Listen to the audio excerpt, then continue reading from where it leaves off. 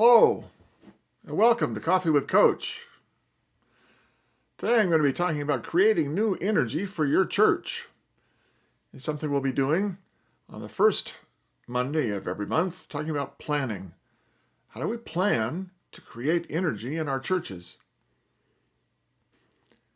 I'm Steve Petty, and my goal with these videos is to help you become a better pastor and leader, to save you time and money, and to educate, energize, and motivate you to energize and motivate your church. I'd love to have you subscribe to my channel, so if you want to click down there, leave a comment if you like something or if you'd like me to cover some topic, I'd love to do that. So let me know down there with subscribe to Coffee with Coach. Today's coffee cup's a really old one. I got this in college. Somebody once said San Diego State was never a college, it was always a university. Nope. When I graduated in 1970, it was San Diego State College. It's seen better days. It's been repaired. If you have a coffee cup of your church and you'd like to share it with me, I'd love to see it and share with you about the work that you're doing in your church. So send me an email and we'll talk about getting your coffee cup onto Coffee with Coach. One of the things I often hear pastors say is, my church has no energy, which might be true. But it's more likely the case that your church has energy. It's just not being managed well. And it's not being managed in a way to create new energy. That's a problem. But there are solutions. And we'll be talking about those today on Coffee with Coach. So today I want to talk about energy.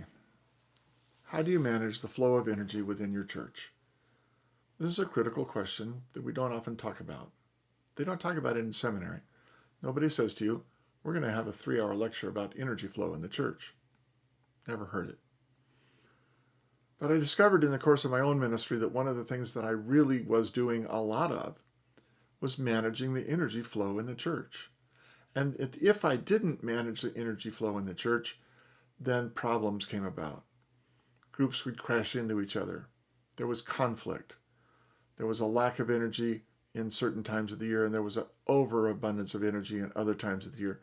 And people got burned out, or people had a sense of lethargy. It wasn't good. So I learned to manage the energy flow in the church so that the energy flow was fairly constant. And then we had reserves that we could use in Lent and Advent as we moved into those holy seasons. But it takes management. You have to think in terms of energy. So the first thing I want you to think about is, how much energy are you putting in as pastor? The pastor has to start the energy flow. They're the spark plug. The engine won't fire if the spark plug doesn't fire.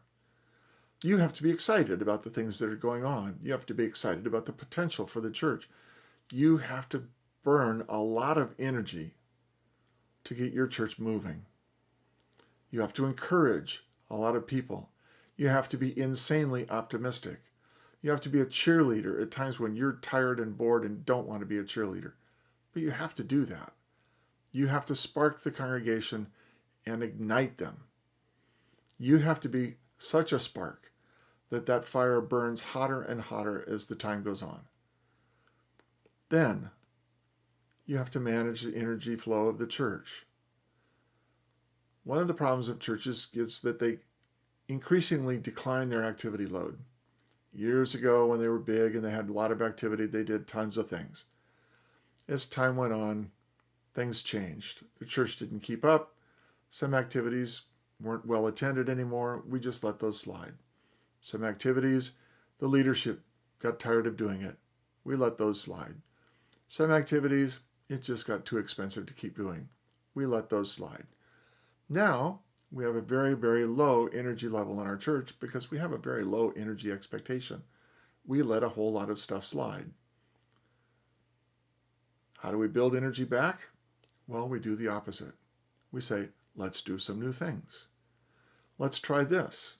Let's try this. What is the mission statement of our church? What is it that we say that we're doing? Well, what's a new way to do that? How can we do it this month? How do we do it next month? You build. You create. You try new things. Some of them are going to be awful. I used to threaten to give the Golden Toilet Seat Award every year at the church conference. I said, we're going to take the worst idea and we're going to give it an award. We give the golden toilet seat, and that's the one that we're just going to flush down the toilet. We're not going to do that ever again. But then I awarded the other ones. I said, well, look at these. This went really well. Thank you, Sally. Give Sally a certificate. This went really well. Thank you, Frank. Give Frank a certificate. Build everybody up. Acknowledge the work that they did. New things, old things, recognize them. But then manage that flow. As you begin to have more and more activity, it becomes more likely that those groups and activities are going to bump into one another. So, how do you manage the flow? You don't put two big things on the same weekend, even though that's the most natural weekend to have them. Because people will choose one and go, and they will not choose the other, and they will not attend. So, think about the energy flow in asking people to attend and the energy flow of your leadership in putting on big events. How much energy does it take? How much do you have to expend? What groups are you asking to attend? This is a youth event, a young adult event, a seniors event, a family event. What group of people in the church is being planned for? Work to that group. Plan the energy for that group. It takes planning, it takes calendaring, and that's why I really encourage doing the 12-month calendar. It's really, really important to do that. The other thing to think about is, how do you manage your leaders? Do you always ask the same people because you've always asked them before? Because they would be insulted if you didn't ask them? Do new people who've come to the church not get invited to lead because, well, the older people have always led that before? This means that new people will not have a chance to fulfill their personal needs by giving their energy and time and talents to the church. Only the older people will. The new people will leave. You're not expecting anything of them? Well, they'll find a church that does. Better to decide, well, Frank, you've been doing this for a long time. I'm going to ask Sally to come alongside and work with you this year. She'll help you, but she'll learn how to do it. Maybe some years you won't have to do it. You can let Sally do it. It's okay. And Sally comes along and learns how to do it. Maybe Sally takes on something else. But you've got a new leader. You bring up new people and you give them leadership opportunities.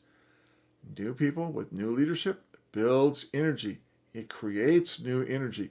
They bring in more new people, which you need to find a place for. But that's how you manage the energy. You manage the flow of the energy, you manage the energy you expect of your leadership, and you bring in new people as you go. This creates energy. It starts with you. You have to be out there burning your own energy, managing the flow of energy in the church, working with the leadership of the church to get it done. But it's doable. It just takes a decision to do it and to plan for it and to work with it. And when you do that, you have a church that's growing. And that will be exciting for everyone. So if you have questions, I'd love to answer your questions. You'll see my email there on the screen. If you have a coffee cup you'd like to share, I'd love to have you share. And I hope that you'll find these Coffee with Coaches useful and want to subscribe by pushing that little red button down there in the corner. And if you do that, then you can find me every Monday morning bringing new information, new things to think about, and new things for you to be looking forward to as you hear about Coffee with Coach. Next week, we'll be talking about worship. We'll do that every second Monday of the month. I hope to see you then.